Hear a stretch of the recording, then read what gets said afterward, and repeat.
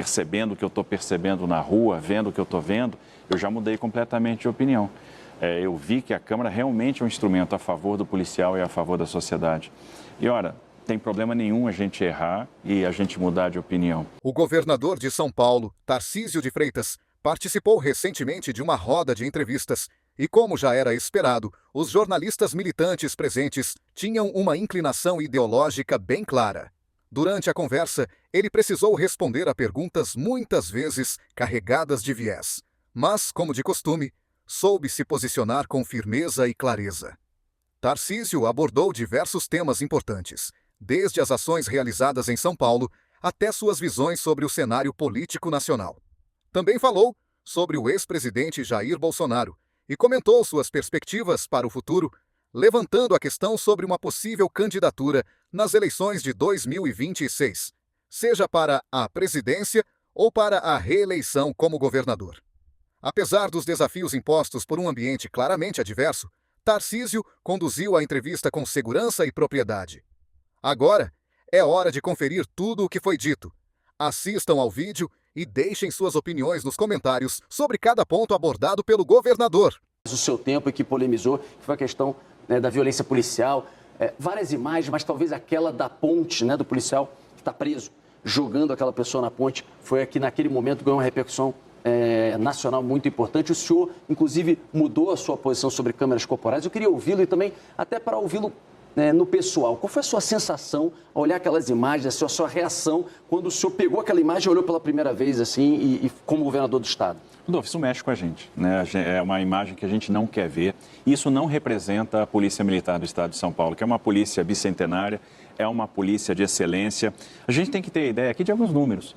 A polícia atende 30 milhões de chamados por ano. 18 milhões viram ocorrência. A gente tem 50 mil chamados que viram ocorrência todos os dias, com 36 mil homens na rua todos os dias, dos 83 mil homens que nós temos. 30 mil fazem com que as viaturas cheguem ao local de ocorrência. Então, a gente tem uma polícia extremamente competente, a gente está vendo os indicadores criminais do estado de São Paulo caindo, a gente tem o menor número de homicídios da série histórica, roubo de carga, roubo de veículos caiu quase 20% no estado de São Paulo. A gente está recuperando 46 mil veículos por ano, a gente está apreendendo 12 mil armas, 167 toneladas de drogas, a gente prendeu esse ano 168 mil pessoas e, infelizmente, alguns policiais descumprem procedimentos, porque a polícia tem procedimento para tudo.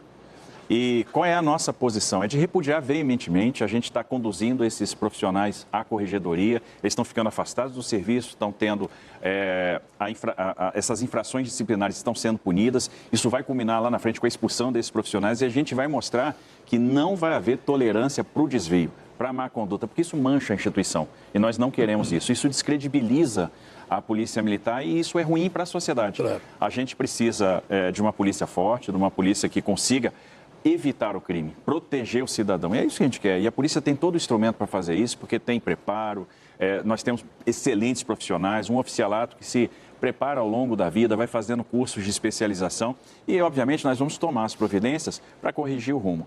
Essas providências têm muito a ver com a análise de indicadores, tem muito a ver com a formulação de política pública, tem muito a ver com a conversa com os comandantes, proximidade dos comandantes, treinamento da tropa, reavaliação desse treinamento. Então, a gente vai tomar as providências para que isso não volte a se repetir. Essas últimas ocorrências, esses últimos episódios, promoveram em nós uma reflexão profunda.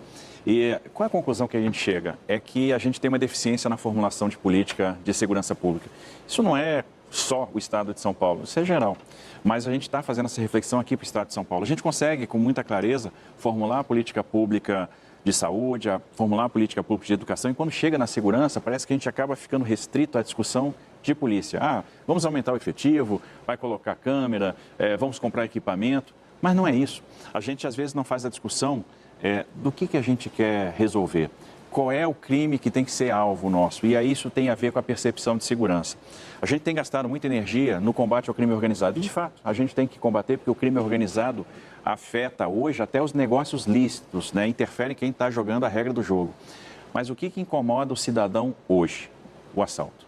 O cidadão não quer ser assaltado, o cidadão não quer perder o celular. E a gente está formulando política para evitar o assalto A gente está analisando, por exemplo, a nossa mancha urbana, a gente está casando intervenção urbana com segurança pública, a gente está interpretando o que os indicadores querem dizer e transformando isso em ações efetivas para que a gente possa dispor melhor o efetivo policial. Então, vamos supor, mesmo numa cidade espraiada como São Paulo, né, uma cidade enorme, né, com muitos desafios, se a gente for ver a concentração de crime, ela vai estar em 5, 6, 10% das ruas. Opa, então aqui eu tenho uma dica de que caminho a seguir. E qual a intervenção que eu preciso? É só força policial ou é intervenção de iluminação pública, são mais câmeras, é intervenção na parada de ônibus ou na saída do metrô?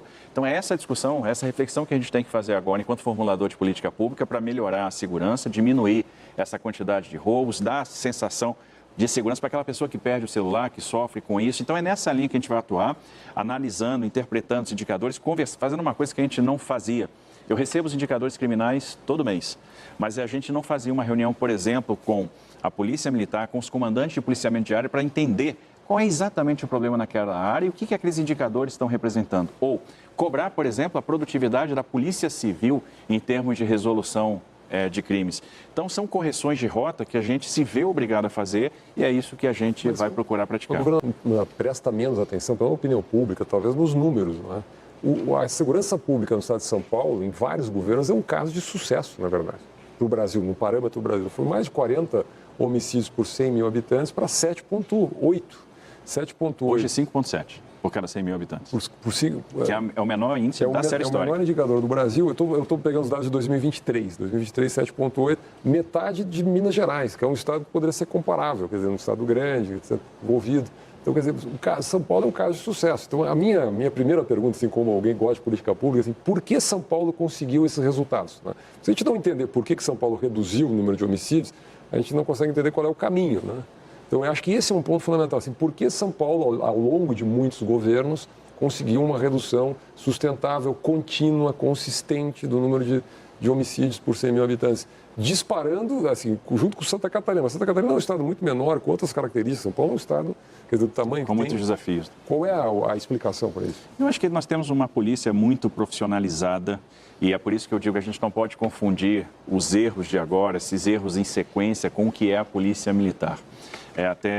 Eu entendo que o combate ao crime não pode ser justificativa para o erro policial.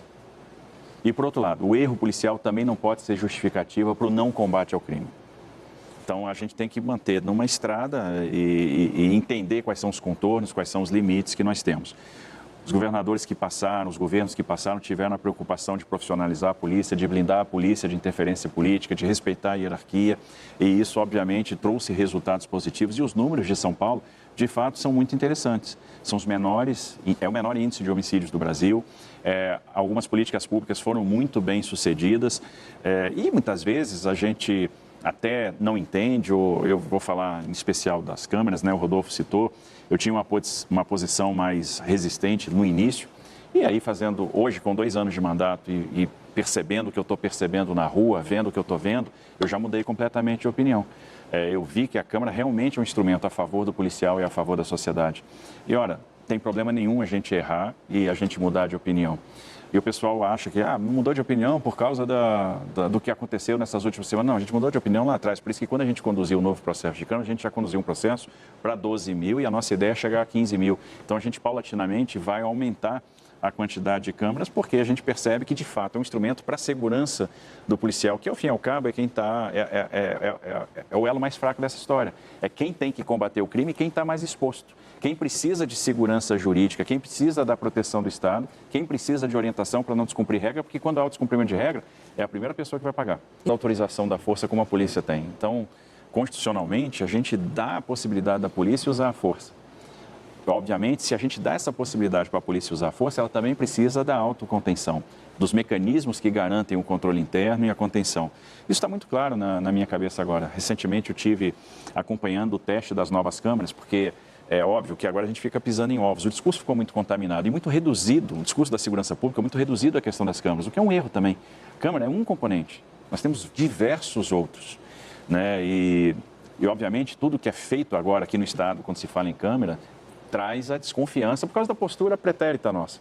E eu fui pessoalmente acompanhar, que eu queria ver, e é natural que a gente pensasse em reformulação ou modernização tecnológica, porque Esse programa foi pensado, gestado aqui em 2019, começou a ser operacionalizado em 2020. A gente está falando de tecnologia, então há uma mudança, uma atualização muito rápida. E a gente queria ver se aquilo que a gente está pensando existe, se é fato e se está sendo entregue. E, de fato, eu fiquei muito impressionado com o que eu vi, com a possibilidade de integração com o sistema do Copom, que é uma coisa que as câmeras atuais não têm, com a possibilidade de acionamento remoto via Copom, a possibilidade de funcionar como rádio comunicador, com a qualidade da resolução das imagens.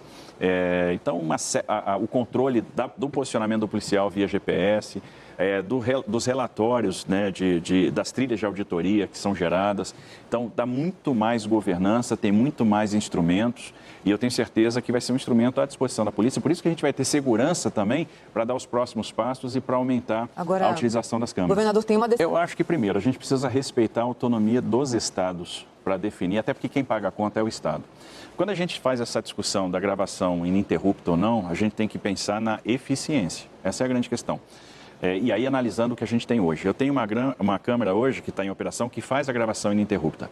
Está funcionando? Está sendo eficaz? A gente tem essas imagens sempre que são necessárias? Esse é o primeiro ponto. Segundo, do que de fato a gente utiliza de imagem? Porque a gravação, hoje, ela é de baixa qualidade e sem áudio, quando ela não é acionada manualmente pelo policial. Então, esse é outro ponto. 97% das imagens armazenadas não servem como prova. Elas não são utilizadas. E isso tem um custo, porque você está gastando espaço de storage, espaço de armazenamento. Então, quando eu consigo otimizar isso, então vamos pensar. Eu tenho 50 mil chamados no Copom, o Copom está integrado com as câmeras. Eu faço a atribuição da câmera, a designação por RFID, para o policial, por meio de um cartão. Então, a gente sabe exatamente qual a câmera que está sendo atribuída para o policial. Isso eu estou falando do sistema que nós temos agora.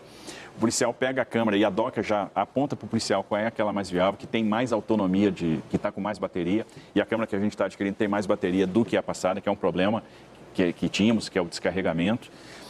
Esse policial coloca a câmera, ela começa a gravar, ela está funcionando e está gravando. Quando o acionamento, começa a ver o registro com... ou 90 segundos, ou até 120 segundos é possível a gente acertar isso, calibrar, para trás, porque ela está gravando o tempo todo e tem um sistema de buffer, ela vai gravando por cima. Então, quando ele pega a câmera, mesmo ela não acionada, ela está gravando. Ela só não está registrando, ela não está armazenando. A partir do momento, e nós fizemos esse teste, nós vamos testar essa funcionalidade. A partir do momento que ela é acionada, e ela pode ser acionada remotamente. Então, imagina que eu tenho 30 mil despachos de viatura por dia. Quando eu despacho a viatura, eu aciono a câmera, eu aciono do Copom as câmeras daquela guarnição que vão atender a ocorrência, independente da vontade do policial, e ali eu começo o armazenamento. Então, eu economizei espaço de storage, isso é uma redução de custo de quase 40%, esse custo que eu estou diminuindo, eu consigo ampliar o programa.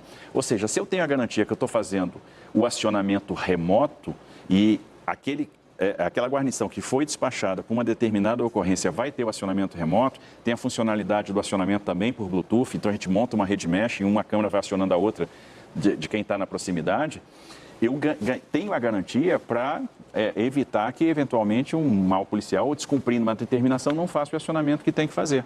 Ou seja, com a tecnologia, eu estou ganhando eficiência. Então, eu acho que é complicado o Supremo querer escolher a tecnologia pelo gestor e ainda decidir de Brasília sem ter vindo ver o teste. Você reuniu com os governadores do Sul e Sudeste, né? E fizeram propostas na área de segurança. Eu vi, por exemplo, uma delas, o governador do Rio falou sobre a questão de mudar a legislação e quando o criminoso for reincidente, ele não pode ser beneficiado por uma soltura em audiência de custódia, uma progressão muito rápida. Quais propostas o senhor entende, os senhores defendem que a gente precisa avançar aí, talvez no Congresso Nacional, para a gente melhorar a área da segurança pública? Veja, eu acho que são várias ações que a gente precisa tomar para melhorar a nossa performance na área da segurança pública. A primeira coisa é a gente entender que a gente precisa formular política de segurança pública. E essa é uma autocrítica que eu faço. Né? A gente, 2 anos depois, a gente olha para o cenário, poxa, o que a gente formulou de política pública de fato? Então, é comum os prefeitos nos procurarem pedindo recursos, convênios para fazer intervenções urbanas. Eu posso casar essa intervenção urbana com a segurança pública? Posso. Então, se ele quer fazer iluminação pública, eu tenho que obrigatoriamente casar isso com aquelas faixas onde eu tenho incidência criminal? Com certeza. E aí eu começo a integrar as políticas públicas. Então, acho que tem um dever de casa para ser feito. Quando eu penso em integração de sistemas, eu posso oferecer um kit para as prefeituras, onde eles vão ter o sistema de monitoramento e eu vou criar servidão de integrar o sistema do Estado? Posso. E nós vamos fazer isso a partir do ano que vem. Será que cabe um conselho estratégico para o governador para a gente discutir política e fazer análise dos indicadores e interpretar os indicadores? Entendo que é necessário e também nós vamos fazer isso. Agora, é necessário também fazer alterações na legislação, aperfeiçoamento, sem sombra de dúvida. O COSUD, né, os governadores do Sul e Sudeste formularam essas propostas, entregamos em mãos para o presidente Rodrigo Pacheco, para o presidente Arthur Lira, e basicamente, o que tem lá? Um tratamento diferenciado para o faccionado. Ou seja, o faccionado, aquele membro de facção criminosa, e esse é o grande problema nosso, ele não gozaria de determinados benefícios de progressão. Porque ele faz parte de uma facção criminosa, a gente tem que mostrar que o custo desse cara é maior. Então, se ele for preso, ele tem que ter um risco maior. Segundo, o combate à reincidência. É desesperador você prender determinados criminosos e ter a soltura em audiência de custódia quando eles são reincidentes. Então, a gente chegou ao absurdo de prender 30 vezes o mesmo criminoso. E, às vezes, a gente falha também porque não existe a integração de sistemas e, às vezes, o magistrado que está na audiência de custódia não tem aquela informação. Ele não tem informação que da habitualidade daquele criminoso, né, da reincidência. Então, a gente precisa também informar o judiciário. Absurdo, hein? O juiz tomar uma decisão sem conhecer todo o histórico do acusado. E acontece. É triste. Então, a gente tem que organizar isso em termos de sistema para que o magistrado também conte com essa informação. Existe uma questão para dar segurança jurídica àquelas prisões que são feitas por fundada suspeita, para não acontecer o que acontece hoje, às vezes, de você prender um criminoso e, pasme, isso aconteceu recentemente, 850 quilos de cocaína e ele ser solto na audiência de custódia. Nós tivemos uma situação recente de prender 4 sequestradores quase em flagrante, praticamente em flagrante, 2 idosos sendo libertados do cativeiro, 2 sequestradores estavam com o cartão dos idosos fazendo já compras e os 4 foram soltos na audiência de custódia. Então, essa situação precisa ser resolvida. Pelo que você tem conversado com a bancada de São Paulo, governador, isso vai andar no Congresso? Anda, sim, a bancada está muito engajada e quando a gente conversou com as bancadas dos partidos, com as lideranças dos partidos, então existe uma predisposição a fazer essa agenda andar. Está todo mundo percebendo o seguinte, é o grande tema do Brasil. Isso. Mas, mas tem um problema, governador. E julgo que é absolutamente necessário. Nós não vamos combater o crime sozinho. Estado nenhum vai ser capaz. E o crime realmente é transnacional, transfronteiriço, é ousado. O crime ganha muito dinheiro com o tráfico internacional de cocaína, o tráfico internacional de drogas, tem que lavar esse dinheiro em atividades lícitas, inclusive, e isso é ruim para a competitividade. Então, a gente tem a inserção do crime no setor de combustíveis, a gente tem a inserção do crime em organizações sociais de saúde, em empresas que prestam serviços para prefeituras, várias naturezas de serviço, são hotéis, são restaurantes, são empresas de segurança, enfim, existe uma teia de serviços em que há a lavagem do dinheiro. Então, como que a gente vai enfrentar isso? Integrando informações. Isso. Então, de fato, o que a gente precisa entender qual é a integração que a gente quer, como que a gente vai conjugar as políticas. Não necessariamente é uma PEC que vai resolver isso. Né? Eu acho que o governo federal está muito focado na questão da PEC que cria o Sistema Único de Segurança Pública. A PEC tem alguns pontos de desconforto que, de fato, ali há alguma invasão na autonomia dos estados. Dá para acertar isso? Sem dúvida, conversando, dá para acertar, dá para tirar ou para adaptar esses dispositivos. Se cria o sistema de segurança pública que possa garantir um fluxo perene e importante de recursos para os estados. Agora, o mais importante é entender como vai haver o fluxo de informação. Como que a gente vai fazer a vigilância das faixas de fronteira. Nós temos uma fronteira seca gigantesca no Brasil. Agora, os pontos de inserção se concentram em poucas faixas. Se eu pegar na região do centro-oeste, sul, a inserção criminosa na faixa de fronteira se concentra entre Ponta Porã e Foz do Iguaçu. Então, nós sabemos disso. Então, como é que a gente vai aumentar a vigilância? Que tecnologia que nós vamos empregar? Qual é a vigilância que nós vamos ter em portos e aeroportos? Por que o Porto de Santos tem o grau de vulnerabilidade que nós temos e se tornou, portanto, o segundo maior porto exportador de droga do planeta? Como que a gente vai fazer com que COAF converse com Receita Federal, converse com Receita Estadual, Polícia Federal, converse com Polícia Civil Estadual, com inteligência da Polícia Militar, da Polícia Civil, para que a gente possa estruturar operações, porque se não houver isso, mas aí, não há chance de vitória. Tarcísio de Freitas mostrou mais uma vez por que vem se destacando como governador de São Paulo. Durante a entrevista, ele respondeu com firmeza a todas as perguntas, inclusive aquelas com viés evidente, deixando claro seu compromisso com o trabalho e com os resultados. Diante de sua atuação, surge a dúvida: caso o ex-presidente Bolsonaro não possa concorrer em 2026, Tarcísio deveria disputar a presidência ou continuar focado no governo de São Paulo? Deixem suas opiniões nos comentários. Na entrevista, ele também abordou temas fundamentais, como segurança pública e os projetos que estão sendo implementados no Estado. Além disso, fez menção a outros governadores e reforçou sua postura de gestor que prefere agir em vez de apenas discursar. Agora, queremos saber a opinião de vocês. Quem mora em São Paulo aprova o trabalho do governador? E quem é de fora votaria nele para presidente? Comentem aqui. Não esqueçam de curtir o vídeo, compartilhar com os amigos e nos grupos. E claro, se inscrever no canal e ativar o sininho para receber novos conteúdos diariamente. Até a próxima!